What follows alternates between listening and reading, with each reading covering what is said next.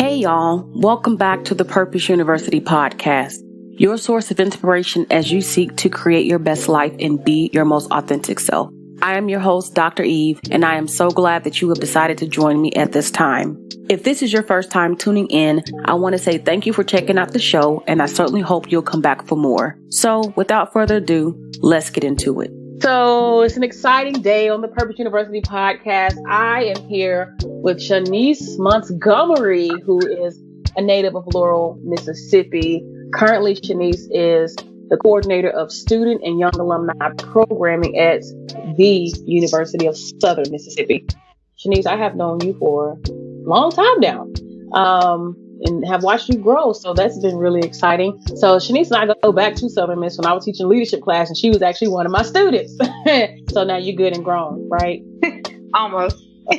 Something like that. Oh, okay, Shonice. But no, really, Shonice has done some really amazing things. I'm talking about you like you're not on the call, but yeah, I want to tell you about Shonice.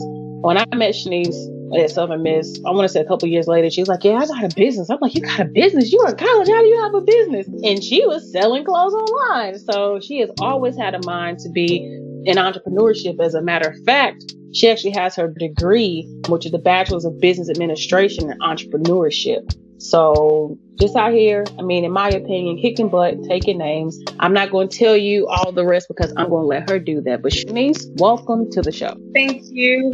I'm really glad to be a part of this. I'm excited and I'm honored. So thank you. Ooh, glad, excited, and honored. Check you out. All right. I'm really happy and elated and enthused to have you here, my dear. Let's go ahead and get into it. Look, since we catching up, but tell the people about yourself. Who are you and what's your story? What's your story? My name is Shonice Montgomery. I'm from Laurel, Mississippi, born and raised. Lived in Mississippi basically my whole life. Got a scholarship to Southern Miss, so that's where I ended up being. But it ended up being the best school for me because of the business program and all the people I met, like you. Eve was like my mentor in college. She was like one of the first Black leaders on campus that I could look up to. So that meant a lot to me to have you there during my college years. But basically, so I did that, pursued that, you mentioned me starting my own business freshman year. My grandmother, she was a hoarder. And I've always been into fashion and clothes and stuff like that. So I would go to her house, dig through clothes. I mean, like, she had rooms where you could barely open the door and it would be like garbage bags on top of garbage bags on top of garbage bags. Just a lot of clothes. And it would be like brand new stuff, but it might be like out of the 80s, 70s. And so I would just go shopping, come back to school, wear it, and people would be like, oh my gosh, that's so cool. Where'd you get that? And I'm like, my grandma's house, my granny's house. And they were like, really? And I was like, yeah. And I consistently kept getting compliments off my clothes. So a light bulb went off in my head. And I was like, I could turn this into a business. And I saw the opportunity through social media. And then I just kind of went for it. I reached out to someone who was doing it. And then I just took that leap and I did it. And it was like very successful. I was shipping stuff out to California. I even shipped some stuff out to Finland. It was crazy. And sometimes I wish I should have kept it going. But the more I was in school, the more I got involved as a student leader. And it was hard to balance being a student leader, pursuing a college degree, and then trying to manage a business by myself. But sometimes I'm like, if I kept that going, where would that business be now?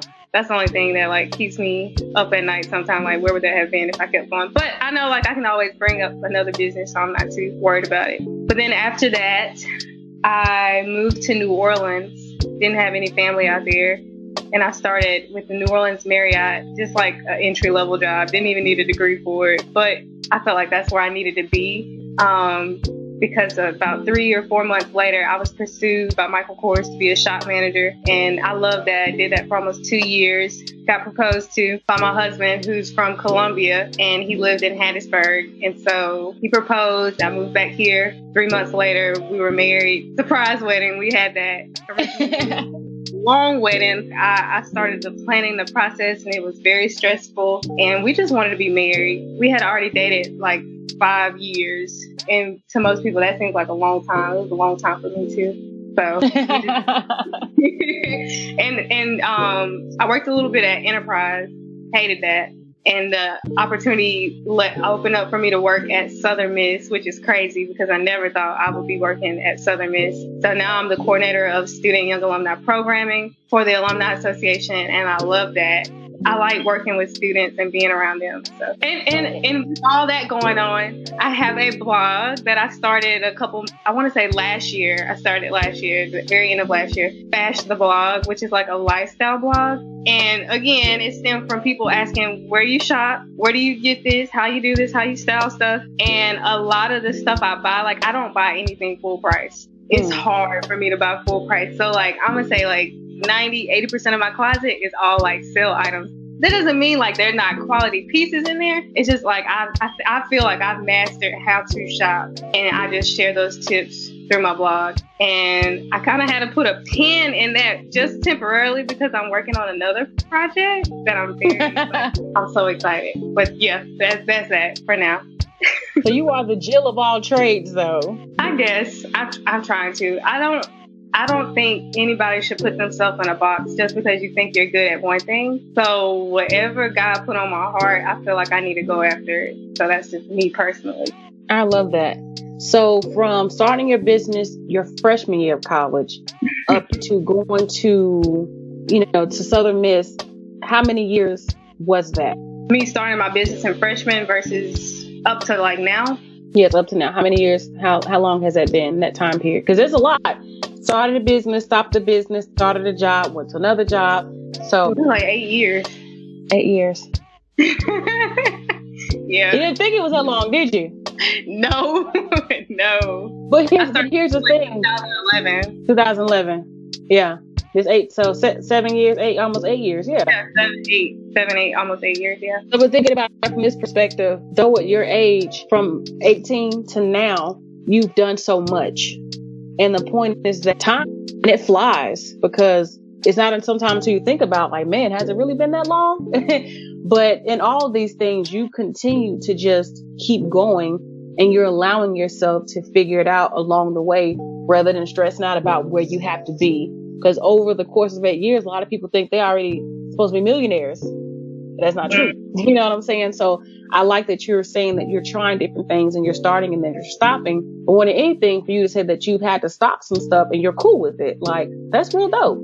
That's real dope. So what made you, though, want to go to college versus having just started a business? Because you did go for business anyway. So what was happening there? Honestly, I feel like it was just the thing to do. Now looking back, I feel like my parents were like, you need to go to college because that is the only way for your ticket to success. And I feel like at the time, I felt me going into college versus me now, there was a huge paradigm shift from me thinking this is my ticket to success versus like how I feel about success now. So I guess I went to school not because I truly wanted to be a college. I know that probably sounds terrible because, like, not that I really wanted a college degree, but I think it was just like I was such a great student. I was an honor high school student. So this is my next step. It made sense. And I mean, even now, I got it now. So, I mean, I'm cool with it. It just makes sense. Better to have it than not, right?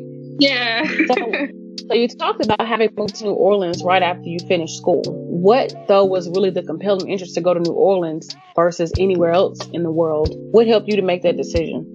Honestly, when I was looking for jobs, like our job fair is not the hottest. Like the job options, like the people who come there, I mean, it's very limited. And then what I was looking for was more like fashion forward, something remotely close to that. And they just don't. I think the closest I got to that was a uniform service called Centos.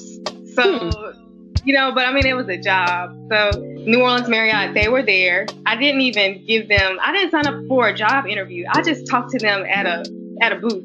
I just stopped by. My friend said, hey, you should talk to their HR manager. Pretty cool guy. He asked for my resume. I gave him my resume. He saw that I started a business my freshman year. We talked about that.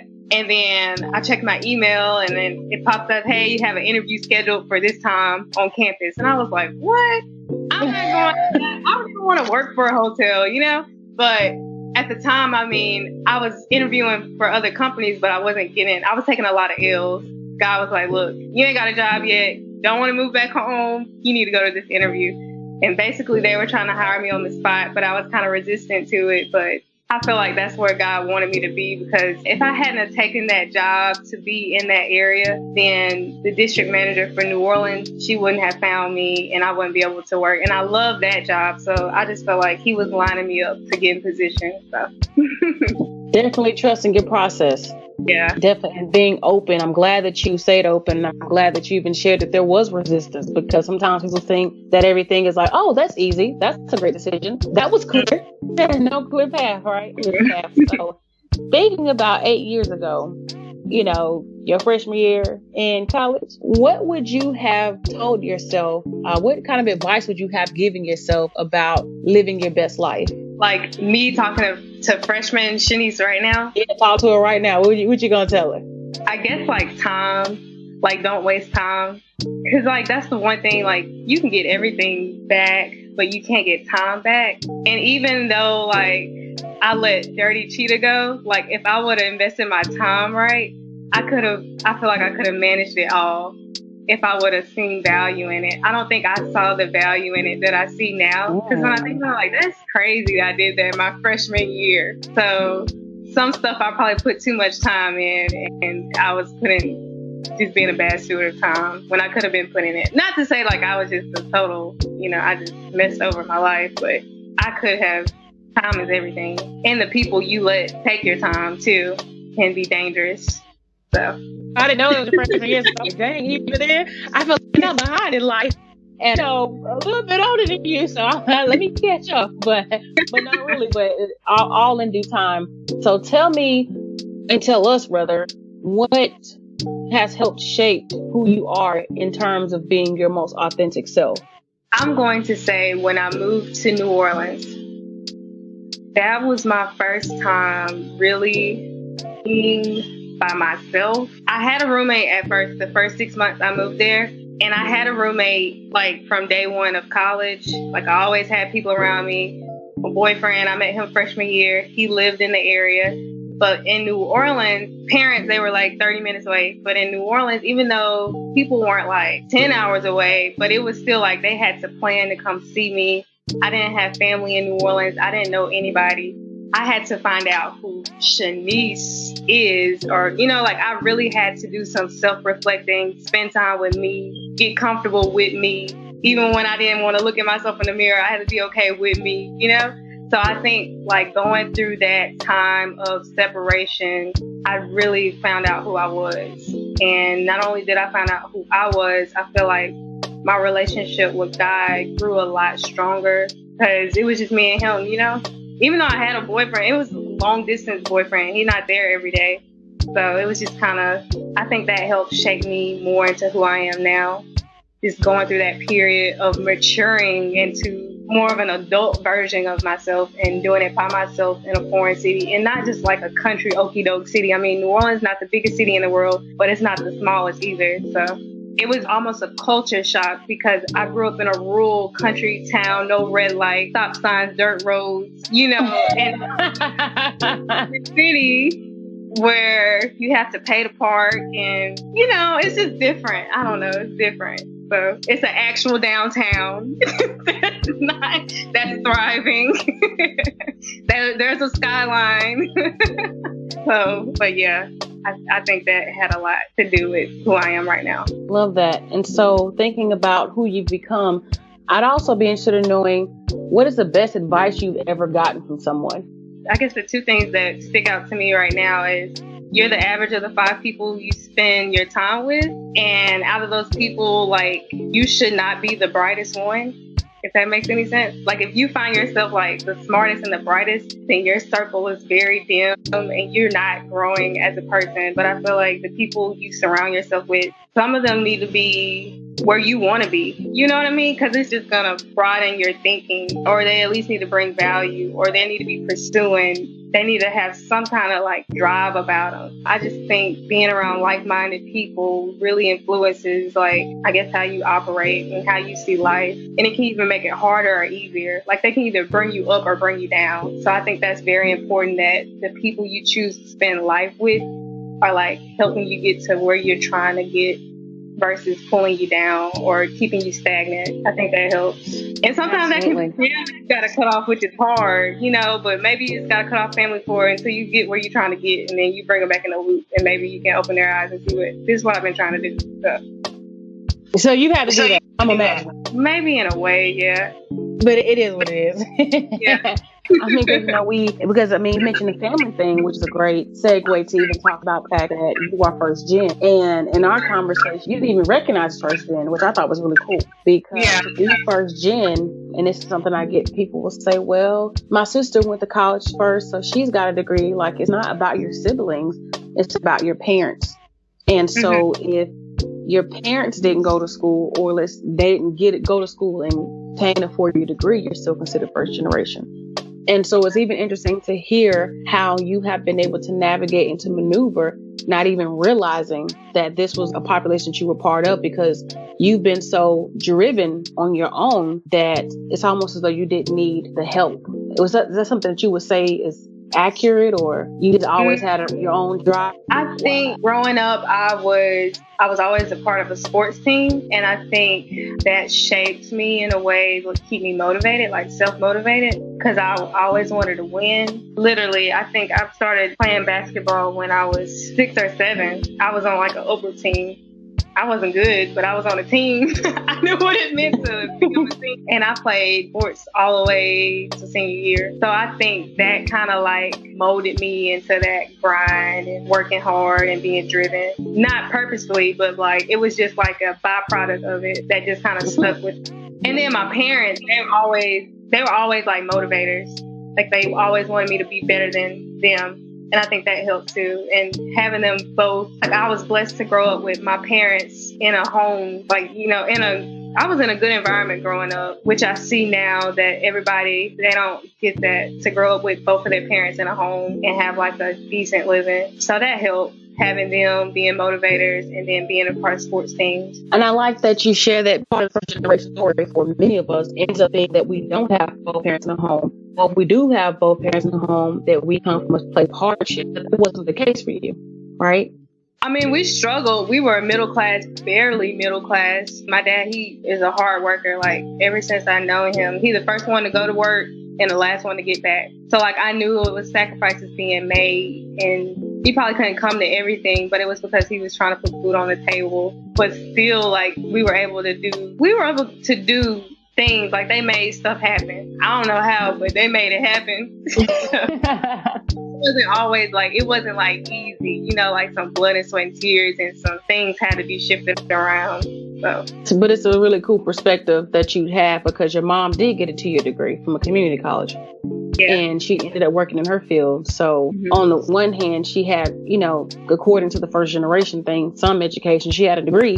It wasn't a 4-year degree, because based on societal standards, the 4-year degree is kind of like the marker of opportunity, for people. But then I know for a fact that there are a lot of people who have 2-year degrees that are trades that are making more money than I'll ever make, with a doctorate. So it's really about what it is that you're trying to do. But I like, in spite of what your parents faced, that you were still able to find your own pockets of space to do and create and become, and that you could acknowledge the hard work. Because for some people, I've talked to people that have had foster parents because their parents are drug addicts. But your home environment was also conducive to being a better person. So kudos to your parents for being able to give you the home that you needed, but also helping you set up your future in a way that you can be even better for the children that you will have one day, and even better role model or figure, mother. So that's real hot. Even thinking about struggling a little bit, can you tell me a time when you were faced with adversity and how you had to overcome it?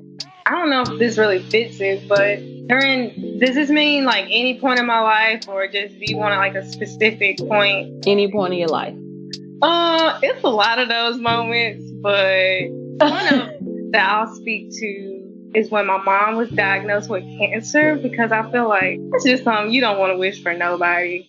it's just a rough situation all around. And that was my junior year, the beginning of my junior year, end of sophomore year, going into my junior year, that was a rough year of school too, because the workload, it kind of like goes up to the upper level numbers, 300, 400, 500, 600, whatever. So the work courses were getting a little bit more difficult, and I was already pretty involved on campus. And then my mom, that's like the worst phone call ever. She was diagnosed, and just having to, I guess, like focus on school, and like my dad, just everybody having to be normal, even though like that's going on, it was kind of difficult. But I think what kept me going and what kept me upbeat was the fact that like I felt like I had to do it for her, like I don't need to cause any more stress. So let me do the best I can do. Let me be the best I can be and give everything I can 100%. And during that period of time, I looked at people different because you just never know what people are going through. Even when someone is like so rude to you, like during that period of time, like almost nothing really fazed me. Because I'm just like, I don't know what they're going through at home. They must be going through some tough times right now for them to take all that out on me. So it's just like I looked at people differently, and I guess not remorse, but I don't know the word I'm trying to think of, but I just had more, I guess it's remorse for everybody. And then that year, I think I won Miss Southern Miss, and that kind of I was just like, oh wow, like that kind of took me by surprise. And that was a hard race because I ran against some great contestants. Like everybody I ran against were like great people. And so that was like icing on the cake. But my mom, she's in remission. She's good. She's cancer free. She's doing well. But it was just a lot, like seeing her go through that process and still try to be a student leader, make good grades, try to be there and not focus on what's going on at home, or I hope my mom's okay. She's doing chemo, and I wish I could be with her, but she did chemo like in Atlanta because they have a Cancer Treatment Center of America. And so she did all her treatment there, but she had a friend, thankfully, who stepped in and was like by her side the whole time. Because when I think about it now, if her friend didn't come back, I probably would have had to stop school to go like be her caretaker. Or my dad, he was basically paying all the bills, so he had to work. We weren't in a position where he could just stop going to work because he's a blue collar worker. So it was just balancing all that was kind of tough, but it built character for everybody. So. That's a powerful story. Yeah. Because that represents the heart of the first generation experience, where because of the role that you play in your family and being able to support your family, you almost had to stop out of school. And here you were, Miss Southern Miss. Mm-hmm. And your dad, because of not being able to have pursued education or just maybe not having been interest, wasn't better positioned even in his own career to have just been able to be there. So two parents in the house, but yet your education is still almost affected because of the experience of the lack of education in the home. And that's not to be negative at all, but that's real because you have a sibling as well. Siblings?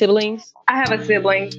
She's 5 years. So since 5 years younger, nothing she could do. So then who does the responsibility falls on you to be able to say, I'm here, I got it. No problem. And I ain't going nowhere. I'm here to help. So that is a powerful testament to how God's grace stepped in because of, the friend, but then how also you had all this going on and you were struggling through your academics, but yet started trying to thrive in your academics and trying to thrive as a student leader, and all this going on at home, and then nobody knows, and then I'm not going to ask for help because nobody needs to know anyway. This my business, and people looking at you crazy like, well, what you got going on?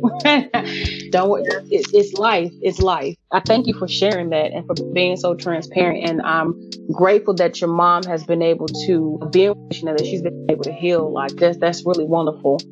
So we're kind of getting to a point where we're wrapping up. What I want to know now is what's next for you with all of your adventures? So I kind of like touched on it a little bit at the beginning. So right now I am working on a webinar. I'm building on a webinar.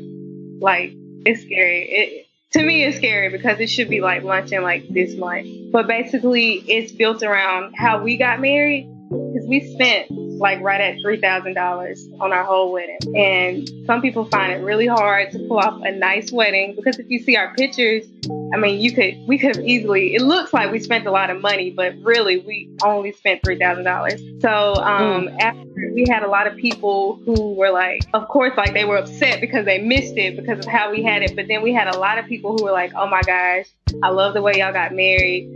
Me and my girlfriend, we've been dating for such years, and we honestly didn't think we could get married and have a nice wedding because we couldn't afford it. And I don't ever want people to feel like they have to put their whole life online. You know, if you know you want to be married to your boyfriend, don't let money stop you from getting married.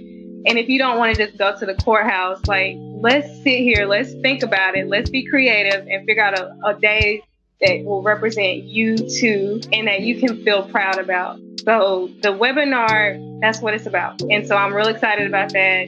And from that webinar, if you want to go through a course, and I'll take you step by step and tell you how you can save money and explain every little way you can save and how I did it. And it'll just be full of information and resources that you can use to have a wedding. Plan it yourself, because I planned it myself, and just show you everything. So that's what I'm working on right now. That's awesome. And you'll be having more of these in the future, like you'll continue to do webinars? Yep. That's very, very dope. I definitely can understand, same thing, just making it happen, but knowing what you value. And I didn't value spending that much money for a party. So that's how I looked at it. I just couldn't get jiggy with it, but all good. So yeah, so final question for you. What is the one thing, the one message or piece of advice that you want to leave with our listeners on today? Something for them to chew on for the rest of their life. I feel like every idea, everything, even if it's never been done before, but if God gave it to you, I feel like he gave that idea to you for a reason. Even if it's totally opposite of what your career is, I think you need to pursue it. And I don't believe you should wait on one stream of income. If you're waiting on one check every month or just one stream of income every month, I feel like you limited yourself. You can never live a best life waiting on one stream of income. So I'm all about, if you have a passion, figure out a way to make that passion into profit. No matter what it is, no matter how small it may be, think of ways where you can make money while you're sleeping. Because I don't want to seem like I'm all about money. I'm not, but money make life easier.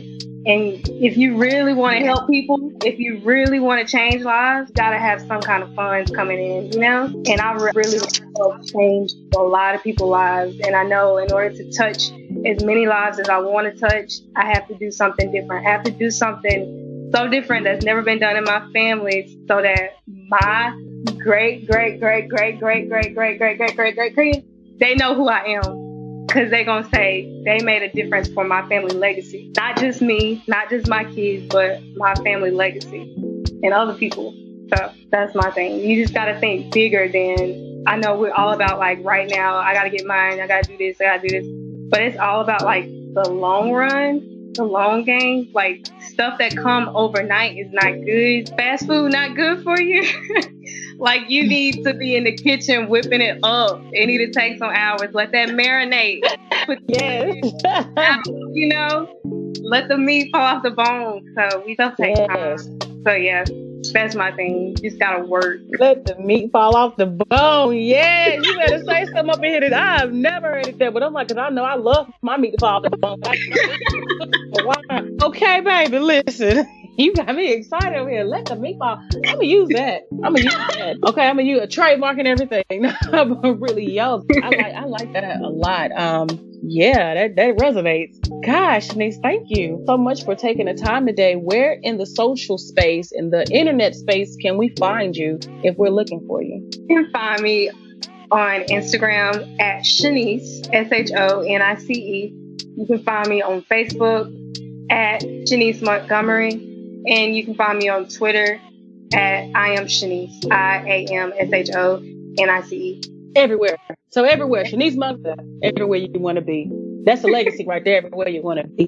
But again, thank you so much for your time, for your energy, for your transparency, for being able to share your story and your journey, for reminding us that it's not a list. We just have to be open and continue to find whatever it is we're looking for. So Until the next time, my dear. Thank you so much. Thank you. This was so fun. I appreciate it. Again, I want to thank you for tuning in. Before you go, just a few things to note. First and foremost, let's get connected on Instagram and or LinkedIn.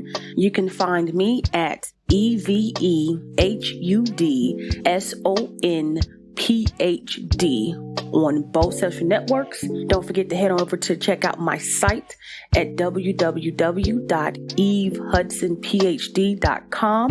And if you should decide to purchase a book or apparel just for listening to this podcast, you get 10% off of your order. Just use the code podcast when you check out. Last but certainly not the least, in all that you do, remember to be resilient, authentic, and intentional. I'm out.